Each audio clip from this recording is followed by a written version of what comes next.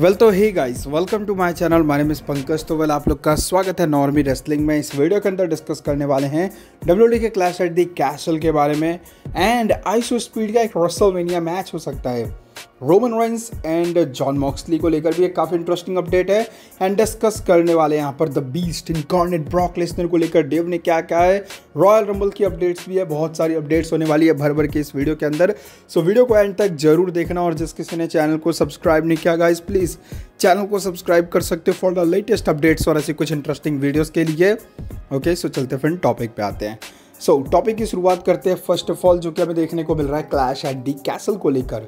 तो clash at the castle को लेकर अपडेट्स क्या है भाई? तो क्लैश एट दी कैसल 31 अगस्त 2025 को देखने को मिलेगा, यानी कि डब्ल्यूडब्ल्यूई यहाँ पर ऑफिशियली अनाउंस करते हुए दिखाई दे चुकी है कि क्लैश एट दी कैसल इस साल भी होने वाला है 2025 में भी। और ये क्लैश एट दी कैसल जो कि हमें देखने को मिलेगा 31 अगस्त को, कहाँ पर देखने को मिलने वाला है? तो ये होगा हमें यहाँ पर पेरिस पे देखने को मिलेगा, यानी कि पेरिस में। और एक एरिना का नाम भी जो कि देखने को मिल चुका है, पेरिस एलए डिफेंस एरिना करके है।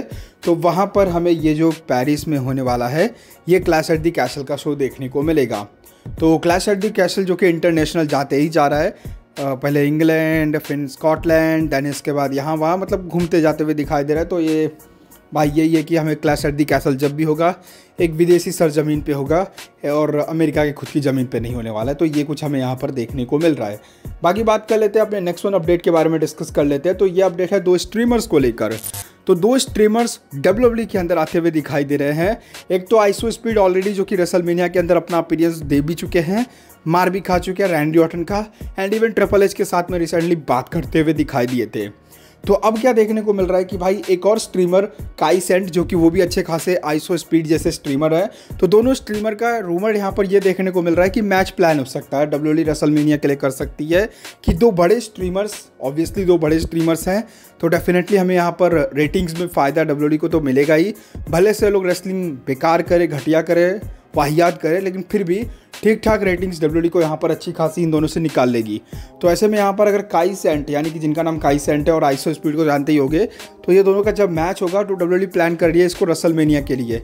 एंड अगर ये रेसलमेनिया में होता है तो डेफिनेटली एक ग्रेट चॉइस होगी मुझे लगता है जहाँ तक। सो आई डेफिनेटली वांट कि यहाँ पर हमें Kai Cenat versus IShowSpeed, two streamers, live streamers के बीच में हमें मैच देखने को मिले। And that's what I am talking about. Let's see क्या होता है क्या नहीं होता है। बात कर लेते हैं वैसे नेक्स्ट वन अपडेट के बारे में, जो कि हमें देखने को मिल रहा है डब्ल्यूडब्ल्यूई के ब्रॉक लेसनर को लेकर। So the beast incarnate Brock Lesnar, इनको लेकर डेव मेल्जर की तरफ से एक इंटरेस्टिंग अपडेट्स देखने को मिली है, जिसमें वो ब्रॉक लेसनर के रिटर्न का जिक्र करते हुए दिखाई देते हैं। सो डेव मेल्जर कहते हुए दिखाई देते हैं कि भाई WWE don't want Brock Lesnar back until his legal matter resolve, यानी कि जब तक उनका जो लीगल मैटर है, डेव मेल्जर का कहना है कि जब तक लीगल मैटर है तुम रॉयल रंबल तक एक्सपेक्ट मत करो कि वो देखने को मिलेंगे, क्योंकि उनका लीगल मैटर चल रहा है और लीगल मैटर की वजह से यहाँ पर ब्रॉक लेसनर को अप्रोच करने का जो चांस लेगी डब्ल्यूडब्ल्यूई वो काफ़ी कम लेने वाली है।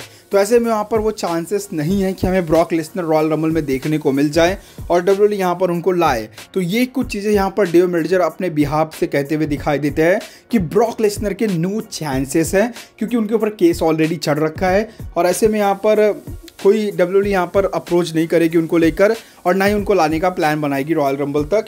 तो ये कुछ डेव मेल्जर के अकॉर्डिंग है। अब डेव मेल्जर के अकॉर्डिंग है तो आप लोग समझ ही सकते हो चीज़ें इनकी तरफ से काफ़ी ज़्यादा बढ़ा चढ़ा कर कही जाती है ताकि चांसेस लगे ना और बाद में सरप्राइज देखने को मिलता है तो वो मज़ा आता है। Well let's see, Dave Meltzer की बातें सही भी हो सकती है।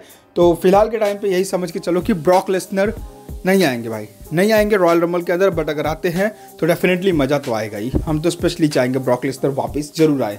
बाकी बात कर लेते हैं अपने नेक्स्ट वन अपडेट के बारे में, जो कि हमें यहाँ पर देखने को मिल रहा है रॉयल रंबल के बैटिंग ऑड्स को लेकर। सो अभी यहाँ पर करंट फेवरेबल ऑड्स क्या कुछ चलते हुए दिखाई दे रहे हैं। देखो ऑड्स में फेरबदल होते हुए दिखाई दे रही है, जहाँ पे कोई बंदा टॉप पे तो कोई बंदा नीचे, फिर कोई बंदा नीचे तो कोई बंदा टॉप पे जाते हुए दिखाई देता है। तो ऑड्स में अभी करंट क्या चल रहा है? पहले तो जॉन सीना का वाला मैच जब चल रहा था तभी मैंने बताया था। अब क्या चल रहा है? तो अब भी टॉप 5 की ऑड्स की बात करें तो नंबर 1 पे जॉन सीना स्टिल फेवरेट है वो जीतने के लिए। नंबर 2 की अगर बात करें तो सेथ फ्रैकिंग रॉलिंस है। आई थिंक ये अच्छी बात है भाई सेथ रॉलिंस का टॉप 2 पे आना। एंड 3 नंबर पे CM पंक लास्ट 1 पे भाई, मतलब CM पंक तो लास्ट रॉयल रंबल में काफ़ी अच्छे से चांसेस थे जीतने के, बट इस बार होंगे कि नहीं होंगे वो तो देखना रहेगा। बट तीसरे नंबर पे काफ़ी फेवरेट है। चौथे नंबर पे भाई शॉकिंग बंदा है, the people's champ the Brahma bull the Rock भी यहाँ पर फेवरेट है चौथे नंबर पे। एंड 5th नंबर की बात करें तो none other than it's the head of the table the tribal chief Roman Reigns. And गौर करने वाली बात यह है कि भाई रोमन रेंस से ऊपर द रॉक है, यानी कि रोमन रेंस ज़्यादा उतनी फेवरेट नहीं जितना द रॉक फेवरेट है, और द रॉक से फेवरेट ज़्यादा CM पंक है, CM पंक से फेवरेट ज़्यादा सेथ रॉलिंस है, और सबसे ज़्यादा favourite 16 time world champion John Cena है। बट लेट्स से भाई रॉयल रंबल में फेरबदल होता है, बैटिंग ऑड्स देखने को मिलते हैं, ये होगा वो होगा, बट जीतता कोई और भी है। तो लेट्स सी इस साल हमें ऐसा कौन सा बड़ा सरप्राइज देखने को मिलता है जो कि टोटली अनएक्सपेक्टेड होगा। Let's see.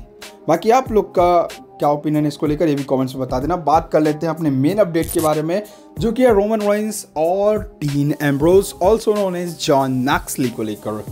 तो भाई इनको लेकर रिसेंटली एक इंटरव्यू देखने को मिलता है रोमन रेंस का, जहां पर रोमन रेंस से काफ़ी कुछ सवालात किए जाते हैं, जिसमें उनको कोडी रोड्स को लेकर भी पूछा जाता है, कोडी रोड्स की भी बात करते हुए दिखाई देते हैं, और स्पेशली यहाँ पर डीन एम्ब्रोस की भी बात करते हुए दिखाई देते हैं, जहाँ पर जॉन मॉक्सली को लेकर कहते हुए दिखाई देते हैं कि भाई वो उनसे फ़िलहाल के टाइम पे बातचीत तो नहीं करते हैं, यानी कि बातचीत करते हैं, दोस्ती ऐसी है, लेकिन वो वाली बातचीत नहीं हो पाती जो पहले होती थी, और बातचीत तो अभी फ़िलहाल के टाइम पे तो नहीं हो पा रही है, जो कि रोमन रेंस की डीन एम्ब्रोस के साथ में, और ऐसा सेथ रॉलिंस ने भी कहा था, सेथ रॉलिंस की भी बात उतनी अच्छी खासी नहीं हो रही है डीन एम्ब्रोस के साथ में, यानी कि डीन एम्ब्रोस का पत्ता दोनों तरफ से कट चुका है। तो चांसेस अभी फ़िलहाल तो भाई दोनों के नहीं है, फ्रेंडशिप की अभी है, लेकिन बातचीत के तो नहीं देखने को मिल रहा है। लेकिन क्या है कि भाई रोमन रेंस के हिसाब से डीन एम्ब्रोस अभी फ़िलहाल बातचीत नहीं कर रहे हैं किसी से, और चीज़ें यही देखने को मिल रही है कि वो अपने काम में बिजी है और रोमन रेंस अभी सभी अपने काम में बिजी है।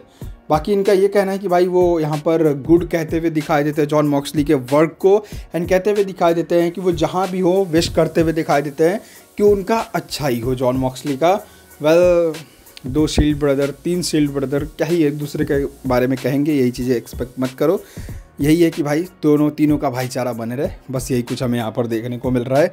बाकी आप लोग का क्या ओपिनियन है इन सारे अपडेट्स को लेकर, आप लोग कमेंट्स में बता सकते हो। वीडियो अच्छी लगी तो लाइक करो, शेयर करो, सब्सक्राइब करो, जो भी करना है कर सकते हो। इंस्टाग्राम, ट्विटर, व्हाट्सएप चैनल सबका लिंक डिस्क्रिप्शन में, वहाँ पर फॉलो कर लो। मिलते हैं अगले वीडियो में, तब तक के लिए बाय एवरीवन गाइस। हर बार ये गेम करे, खून मेरा बॉयल करे, लिखनी है कहानी मुझे, बोलो ना जुबानी इन्हें, ले लिया 100 फेरा, दिखता ना इनका सवेरा, वर्ड्स और रीलोड स्टार्टअप